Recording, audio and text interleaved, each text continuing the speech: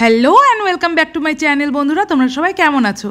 আশা করছি সবাই খুব ভালো আছো, আর আমরাও ভালো আছি। আর আজকে দেখো আমরা যাচ্ছি ঘুরু ঘুরু। তোমরা গেস করো তো কোথায় যাচ্ছি, বলো তো। তো দেখো এখন উঠে পড়েছি বাসে।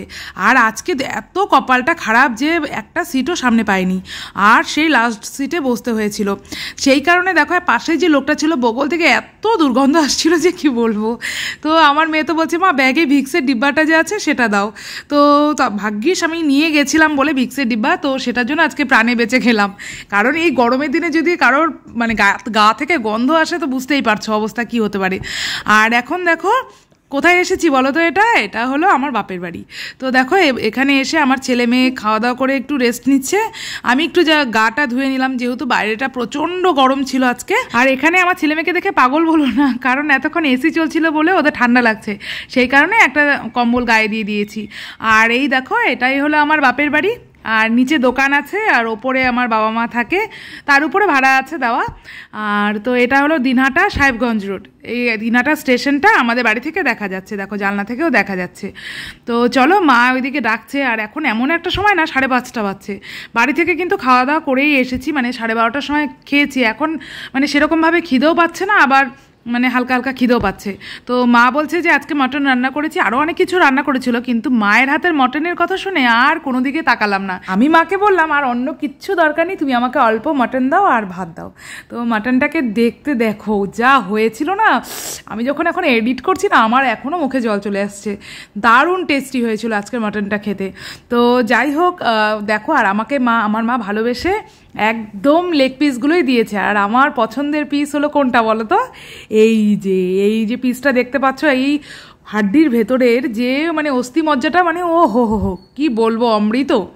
তো যাই হোক, আমার মটনটা ছোটোবেলা থেকেই ফেভারিট। আর একটা কথা কি বলো তো, আমি বিয়ের আগে কখনোই চিকেন খাইনি জানো। আমার হাজব্যান্ড এসে আমাদের বাড়িতে চিকেনটা তুলেছে, তার আগে পর্যন্ত মটনটাই রান্না হতো।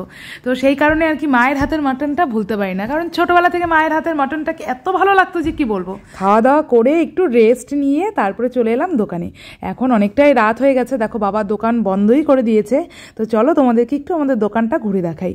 তো দেখো এই সাইডে রয়েছে সমস্ত রকমের বই খাতা কাগজ কলম, মানে একটা বই খাতার দোকানে যা যা যাবতীয় থাকে সবটাই আছে আর কি। তো বাঁ সাইডটা রয়েছে বই খাতার কম্পার্টমেন্ট, আর ডান সাইডটা রয়েছে আমাদের গ্রোসারি আর কি। গ্রোসারিটাই মেন বিজনেস আর কি আমাদের। তো এটা আর কি নতুন করে খোলা হয়েছে। তো আর এটা আমার মার দায়িত্বে, পুরোটাই আমার মার দায়িত্বে আর কি। কাগজ কলমে যত ব্যাপারগুলো সব মা দেখছে, আর বাবা গ্রোসারিটা দেখছে। আর মা সবসময় উপরে একা থাকতে থাকতে মারও সময় কাটতে চায় না। তো সেই কারণেই মা বললো যে না, আমি একটা পার্ট দেখি। মা ওই জন্য বই খাতার দোকানটা খুললো। আর খুললো বলতে কি, মানে একটা দোকানেরই একটা সাইডে রয়েছে বই খাতা সমস্ত কিছু, আর একটা সাইডে রয়েছে গ্রোসারি যত আইটেম। আর গ্রোসারি বিজনেসটাই আমাদের আর কি পুরনো বিজনেস। আমার বাবা আর কি ছোটো থেকে, আমরা মানে ছোটো থেকে জন্মানোর পর থেকে দেখছি বাবা এটাই আর কি বাবার পেশা আর কি, গ্রোসারির দোকানটাই। তো যাই হোক, তো এখানে আসতে পেরে বাচ্চাগুলো তো ভীষণ খুশি। আর বাচ্চাগুলোকে কেন বলবো, আমিও তো নিজে অনেক খুশি হয়েছি। আর জানো তো কয়েকটা দিন থেকে শরীরটা এত খারাপ লাগছিল যে কি বলবো। তো যাই হোক, এখানে বাপের বাড়ি আসা মানে তো একটু রেস্ট হবেই জানোই। তো সেই কারণে চলে এলাম। আর আমরাও জানো তো ছোটোবেলায় দাদুন বাড়ি যাওয়ার জন্য মানে অপেক্ষা করতাম কবে আমাদের হাফ ইয়ারলি পরীক্ষা শেষ হবে বা অ্যানুয়াল পরীক্ষা শেষ হবে, তারপরে আমরা দাদুন বাড়ি যাব। তো ওই জন্য বাচ্চাদের আনন্দটাও বুঝতে পারছি। তো এখন এসেছি একসাথে এখানে, একটু আগে চাটা খেলাম, খেয়ে দিয়ে বাবা দোকান বন্ধ করেছে। আর আমরা সবাই মিলে একসাথে এখন দোকানে বসে গল্প করছি। আর বাবার একটু টুকটাক মানে টাকা পয়সার হিসাব করছে, হিসাব মিলাচ্ছে। তো এগুলো হয়ে গেলে তারপরে রাত্রে ডিনারটা সেরে নেবো। আর ওইদিকে আমার মা একটা দারুণ জিনিস বানিয়েছে আজকে, পরে তোমাদেরকে দেখাচ্ছি, দাঁড়াও। দেখে দেখো আমার পুচকু বাবা কোথায় চলে গেছে, দেখো আসো। এই দেখো নিচ দিয়ে ঢুকছে।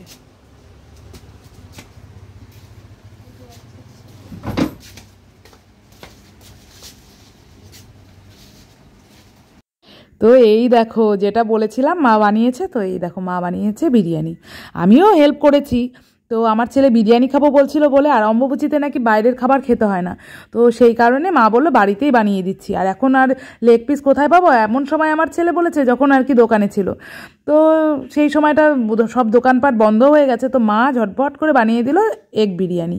তো চলো এগ বিরিয়ানি খেয়ে নেবো। আর আজকের বিরিয়ানিটা খেতে দারুণ হয়েছিল। আর দাঁড়াও ভাবছো তো কেন নিচে বসে খাচ্ছি? কারণ এত গরম লাগছিল নিচে, মানে যখন দোকানে ছিলাম। আর উপরে এসে একদম এসি রুমে ফুল এসি চালিয়ে দিয়ে এবার শান্তি করে খাচ্ছি আর কি, সবাই নিচে বসে একসাথে আরামে খাচ্ছি। আর তাহলে আজকের মতো ব্লগটা বিরিয়ানি খেতে খেতেই শেষ করছি। আবার কালকে হাজির হয়ে যাবো একটা নতুন ব্লগের সাথে। আর ততক্ষণের জন্য টাটা, বাই বাই, সবাই ভালো থাকবে, সুস্থ থাকবে। আর যদি আমার চ্যানেলে তোমরা নতুন হয়ে থাকো তো চ্যানেলটাকে সাবস্ক্রাইব করে দিও। আর যদি ভালো লেগে থাকে তাহলে একটা লাইক করে শেয়ার করে দিও।